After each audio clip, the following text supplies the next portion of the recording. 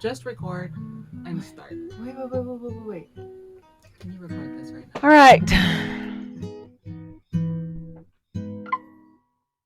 It is 12:06 AM. a.m.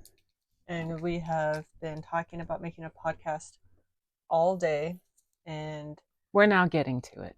yeah, so here we are. So we have it's taken us some time to talk about think taking us a long time to think about what we wanted to talk about, because there's just so much to talk about, and I don't know if you feel overwhelmed with all the subjects and topics and issues that you could talk about, in the realm of politics or civics or anything. It's really annoying, actually. And so trying to narrow it down, actually, and what we were talking about it was narrowing it down without losing our own sense of self. Not only that, but without losing importance, not even relevance. Yeah. So there's just so much to talk about. And sometimes when you have so much to talk about, it can feel overwhelming. And anyways, Leo was just talking about the algorithms. Okay, and I am still fairly new to Instagram. Social media generally. Yeah. Yeah. And even though I post a lot, I've not even been on Instagram a year, and really started on it because Leo forced me to. But also, I found that it's a great space to share um, thoughts and ideas in a way that, say, Facebook doesn't. And anyway, so Leo was just talking about the ever looming presence of the algorithm, the algorithm gods, and just the understanding of what the algorithm is, and the respect that people give to it in order to gain views, and just the protocols, the mandates of the algorithm if you want to be successful. If you want to be relevant, Is that if fair? you want it. Is Yeah. that okay? Yeah. Okay. I think that's I don't fair. want to seem too extreme in my explanation. Too late. Okay. It's too late. Not to but mention it's too late, but anyway, so she was just talking about the algorithms, and I'm not an algorithm girl. I don't care. I don't care about algorithms. I care about um the message more than I care about the mandates. Some mandate in the ether that says if you do it this way by this many times, then you will gain more followers, and that's another interesting discussion to have. Followers and what that means or what that equates, which I think also implies that there's some kind of leadership there. Anyways, so she was having this discussion, and I found myself just kind of melting away, because I don't care about algorithms. I and But I don't know if that's a good thing. And so she was just telling me that if we want to gain more traction. And okay, this isn't so much about traction. I mean, like, well, just to get people to pay attention. It's more than that. I don't know if you notice, but if you post anything political, or at least in my experience, when I posted anything political, oh, one or two people are interested. But if I post a picture about my family or post something funny, people are more inclined um, to connect. So it really is about connection. Um, at the same time, uh, freedom, principles of freedom matter, and uh, it's never needed a following to be relevant. Yeah. Well, and I guess I was just feeling like there is an inner game that needs to be, and rules to this inner game that you need to abide by to be deemed as relevant. And what she was saying was, what she was not saying was that we have to abide by those rules. She wasn't You have to saying play the that, game. but she was saying just to be aware, Yeah. this thing. And so I thought that it would be something to discuss because the question came up of, well, how does one keep one's sense of identity if you're playing by the rules of someone else's game? Yeah. Like if we have a message to share, like is the message compromised at all? Hmm. And it's interesting because it seems like to be relevant today, everybody's talking about the same thing. Like I follow a lot of YouTube channels, and to be honest, they say the same thing, Yeah. just in a slightly different way. And do I watch them? Yes, I do. But And they're always relevant because they're talking about current topics that are yeah, trending or things that are relevant in today's world and in our time. yeah, and it's just interesting because, like, why aren't principles trending? Mm. I Like, think they are. It's just not. It's not necessarily viewed that way. we don't talk about them that way, and I don't really know why. Maybe we're just not walking it back to the principle. We're always talking about policies, but we're not necessarily addressing principle. Yeah, I don't think that it's that far of a walk, though. Like, Hmm. I don't think that it's like walking 13 miles. I think it's just kind of like walking to the curb, extending, the hi and Mm. how are you doing, neighbor, and walking back. I don't know.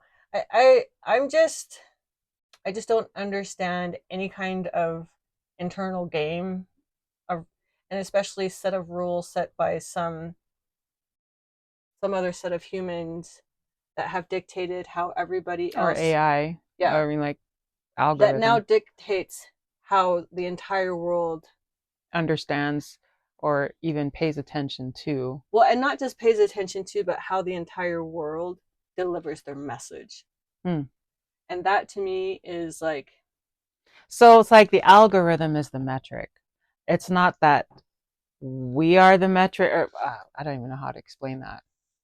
yeah, it just seems like it seems unnatural to me, but that's because I'm not a social media person. I know that I post a lot, but I'm not a social media person. I'm not trying to gain hundreds of thousands of followers. I just want But we to, do want to reach beyond the two people that are interested. Not yeah. that we don't like the two people that are interested, but it's nice to be able to, it would be really good to be able to talk to to, more than the couple of people.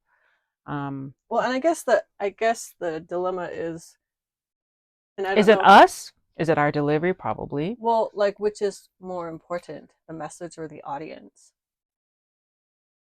I think when speaking to social media, they are the ones that matter. The audience matters because I mean, it doesn't matter how good your content is. If the audience is not interested, why would they pay attention?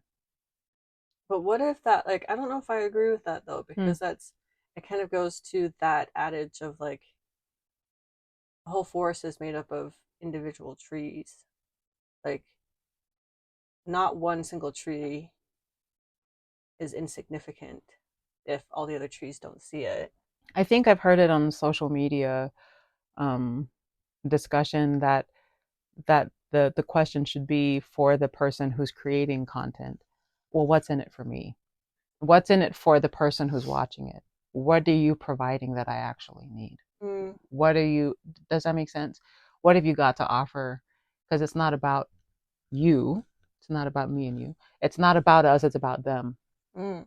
Well, and I guess what the way that it's kind of formulating in my mind is that it takes away from storytelling It can. because Yes, it can. it's taken away from, like, because to me storytelling is engaging with the audience. And if I feel like I have these set of rules that are like, in order for you to get six more audience members, you have to tell the story this way, this topic this way. I take issue with that because I Why? don't know how to abide by someone else's rules of telling a story that I'm experiencing. Hmm. I think that your story, you can still tell your story as your story. But the minute that we talk about things like principles, if it's not your story, then it's teaching. or rather it's preaching. It can come across as preaching, and the algorithm is like, are you giving any value to the people who are watching? And what's in it for them? Mm. So It kind of reminds me of like you can go to Costco and you can get a ready-made trinket for, you know, that has gems and whatever kind of other trinkets on it with some symbol and some meaning, some story. Like you can get something like that from Costco that everybody has access to buy. Or you can go to a farmer's market, find some hippie person who has crystals that they have found throughout the world who sells them, you know, that could tell your story and the genealogy of every single crystal.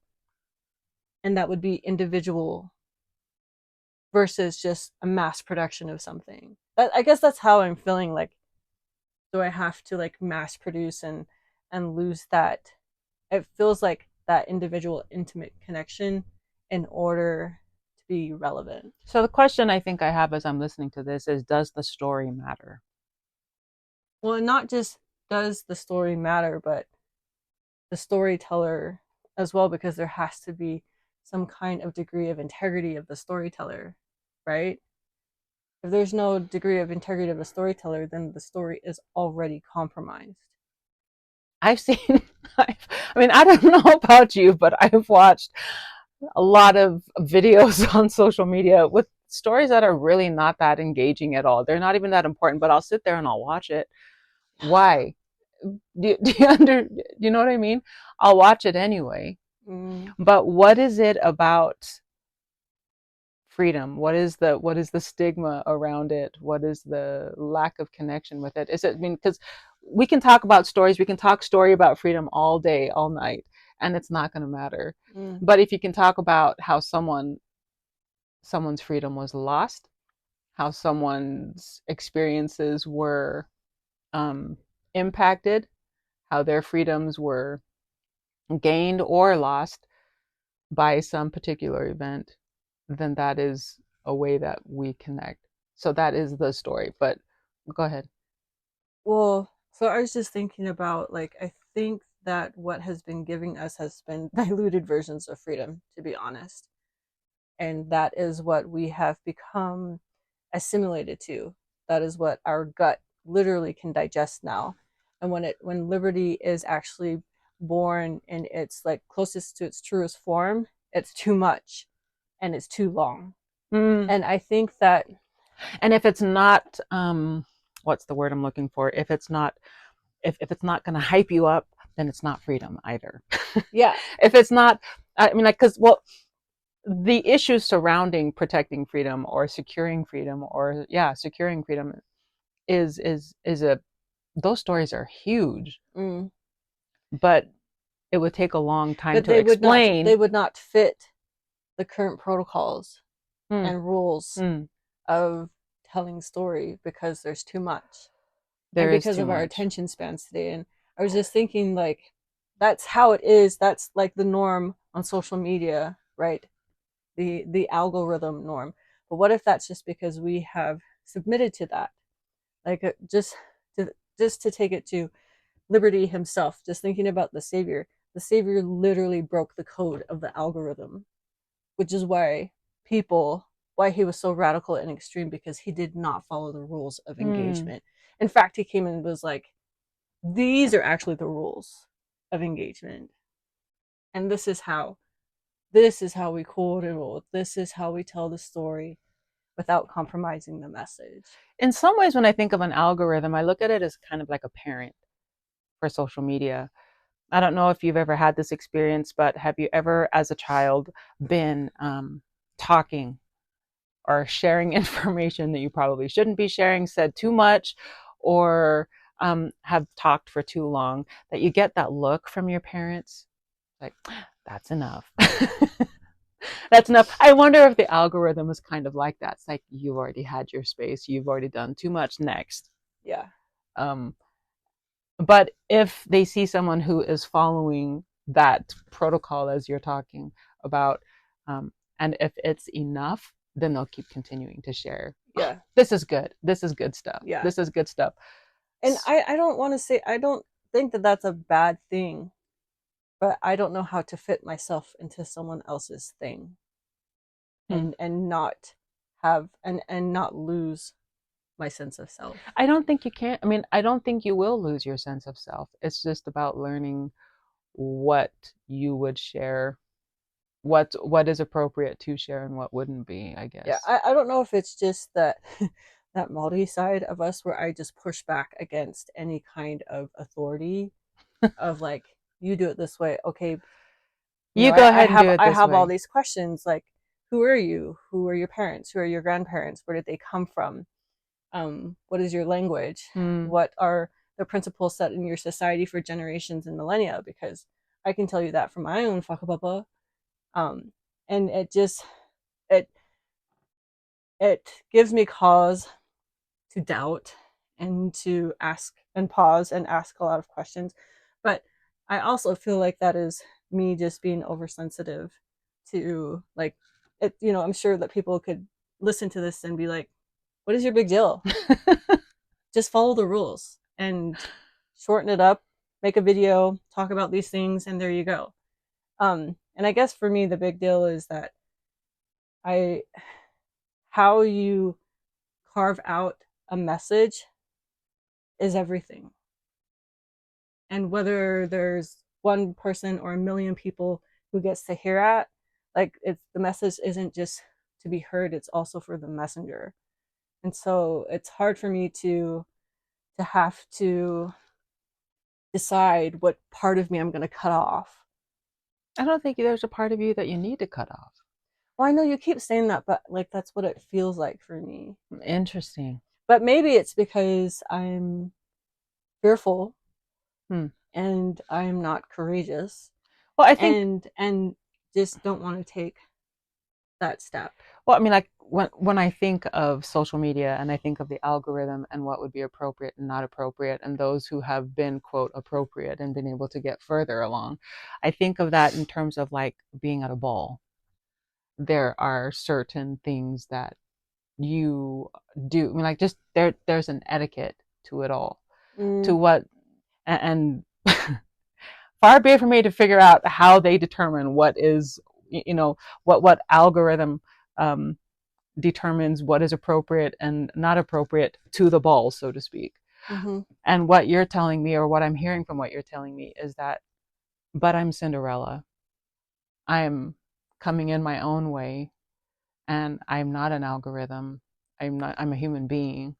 I, um, I care. I have feelings. All these things, and you're coming into this new space, to this place where everyone has been in that space for a very long Yeah. time. But I think that's also a great way to make a grand entrance. It's not about the algorithm. It's like you can affect the algorithm by making a grand entrance. And Mm, by that, I mean, it's just owning your space, standing in your space, yeah. standing in your own 2 feet and being. That is an algorithm to to affect. Yeah. I mean, yeah. I mean, do we create the algorithm or did it exist Yeah. before? So we were watching a couple of debates tonight, the US Senate debate here in Utah, and then Congressional. Congressional District 1's debate for my congressional district, CD1. And we were just noticing the comments of the candidates in both of Mm-hmm. these different debates. And just They're in that ball. They're in the yeah, ballroom, and then there's some that are just that just stand out. yeah. Yeah. Well, and it was just interesting because you can tell which candidates just automatically go autopilot and just scripted. And Thank you, algorithm, for helping people to do the yeah. same thing. Mm-hmm. Well, but I was just telling that I was just like, um, maybe because at this point in election year, they have talked to thousands and thousands of people about all the topics, about all government, all of those things, and so maybe it's just a natural knee-jerk reaction just to say the same things that you've said And maybe over it's and not so over much a again. knee-jerk reaction, but it's like this is what it really comes down to. I mean, like they've been able to condense it to these few specific points, and maybe that's and then they just keep repeating it over and over and over again because that it comes across as rehearsed. It does come across as rehearsed, but then they also sound like an algorithm. Yeah. Yeah. And so it was just really interesting because as she was talking about this algorithm, I was just like, well, it's kind of the same thing. How do these candidates not lose themselves after testifying about this message of policy and principle and campaign and how they're going to govern, and not lose that rawness of their message, that they get up on stage and finally... Which, by the way, you already have lost the message if all you're doing is blaming. Yeah. Blaming what, it's this, it's this administration's fault. It's this senators, it's senators. It's not Congress. It's them. And then pointing out it's these things that have gone forth. Never mind that some of the candidates have actually voted for some of these things to go into effect. Yes? Yeah. So it's like why'd y'all distance yourself from the thing you've done? Yeah. Weird. Mm-hmm. One of the candidates, so in their opening introductions, one of the candidates started talking and he stopped. And it looked like he had forgotten what he was going to say. I don't know. But he stopped and then he started saying something and then he stopped and it was a little bit awkward. And it was like, at first I had concern and I was like... it's like the first 3 you lost. You've already lost. Yeah. But then as the other questions came, I realized, and I don't know if you felt the same way, but I realized that he's thinking in real time. He's not on script. And so he's actually reacting as a normal human being would be in front of a television being televised to the whole state. So he's not Pinocchio. He's a real boy. He is thinking on his feet and sharing the things that he knows and the things that he has learned over his lifespan. And that was such a different message to the other candidates who were well manicured, who had an answer almost just before the moderator finishes the answer, they're already answered your question, saved your life. And you know what's so interesting about it is that it all sounds like, oh, that would be indicative of your party. That would be indicative of your party. That's what I expect the answer to be. But what if the answers that we're looking for are not what's expected? Yeah. I think that's actually what the biggest fear for me with the algorithm is, that I feel like it's forcing me to be scripted. And that to me is like death. Interesting. Because then I'm not even listening to myself. Yeah. And watching these candidates, it just I felt like they lost a sense of self on stage because they just repeated the things that they have been saying this whole time. And like Leah said, pointing fingers because you have to have an enemy so that you can show that, why you're relevant, why we should vote for them. For me, and why I should have more attention than the next person. Yeah. And it was just very stark. That's so interesting. It was very stark, the difference, because when you can see that somebody is actually thinking in real time. And I don't want to even say present because people use that word a lot, but when somebody is actively thinking to about those things with the question and not just boom, here's the answer, boom, here's the answer. Because if you think about it, candidates are being asked these major policy issues and then they're expected to answer them in 30 seconds. I too know that Joseph Smith was a pamphlet. Yeah. You can't solve foreign policy in 30 seconds. Nobody can. Yeah. Okay. And I feel like that's an unfair expectation that we're putting on these candidates. Tell us how you're going to save America in 17 seconds. Done. Okay. Next candidate. Save the world. Yeah. 2 seconds. We'll give you a 15-second rebuttal. Yeah. Okay, thank you. The whole country is waiting to vote in 15 seconds. So, just how do you do that? What human has the constitution and fortitude to bear that kind of responsibility? And not to say that... Do you know how long it's taken us to read the preamble? Do you know how long it's taken us to study the preamble? Longer than 15 seconds. Yeah. I will just say that. Shout out to Crystal Keong, Cuzzy. And to Cleon Scalzin. Yeah. Thank you so much. Anyways, yeah. So that's just my thoughts on identity means everything to me. And I don't think that you can tell a story well. Identity. That's like a whole nother topic. Yeah. You just had to bring that up right now. Well, sorry. Because that's like a whole different topic. Like we're just talking about the algorithm. 15 seconds. Identity. Thank you. I identify. Amen. Well, yeah, and that's a whole nother topic. Yeah. Identity versus identify. Anyways, another time. Culture. All those things. Gosh, time. Okay. Anyways, just what are your thoughts? Like when you're making videos, do you feel like, because I have made videos over and over again, and I find myself like the longer it takes me to make a video to have to do it over, the more I lose that rawness. And it makes me angry because you're like, and don't lie, because I know you've done this, like where you like hit the influx, and you're like, get that emotion in there. Not saying that I'm trying to like play the algorithm, but I just want so much to be me that I don't want to be anybody else. Not. Yeah. She doesn't want to be the algorithm. Is there anybody who really wants to be that? I don't think so. Maybe, I take that back. I think that there might be people who want to be the algorithm. I think so. Or just to be compliant. Well, I think like to be the algorithm today seems like you have reached success. You have made it because you've cracked the code. Tell us about yourself. Well, I have learned how to master the algorithm. Yeah, I mean, like people make classes out of that. That's so interesting. Like if you just pay $100, then you too can become per hour. Yeah. I can tell you how to. And it's so interesting. The thing I've been studying about was so cool.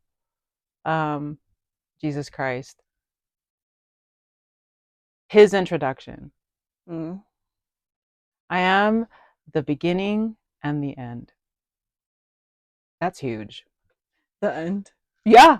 It's like, and the algorithm probably wouldn't pass that forward. I am the beginning and the end. It has no meaning. But if anyone paid attention or even understood not the beginning, and not just the beginning and the end, Alpha and Omega, the first and the last. Yeah. Well, and he gives me a lot of consolation. Did I use that word right? It feels like it. Anyways, he gives me a lot of peace because I feel like his first followers, he had like 2 or 3 of them. And then he built off of that. But what he did that was different was that he strengthened his followers around him. It wasn't just him being the strong one all the time. He lifted them. And that's a different kind of storyteller. And then when a person is lifted by someone like that, they want to help lift others up as well. It's like there's a rippling effect. Yeah. So. And that's the algorithm. That is the algorithm. Yeah, that's the real algorithm. It is. Real. Not fake. Fake algorithm. But really, I mean, like, if anyone were to read, like if you were to read the introduction, any time in scripture where you've seen Jesus Christ introduce himself, there's no apology. There's only power. Only power. And authority. Yep. So it's and that's hard enough to try and be a follower of that and be like, all you do is just give the message and be sincere and be. Just be. And the algorithm doesn't read that being. Yeah. But it matters. So be.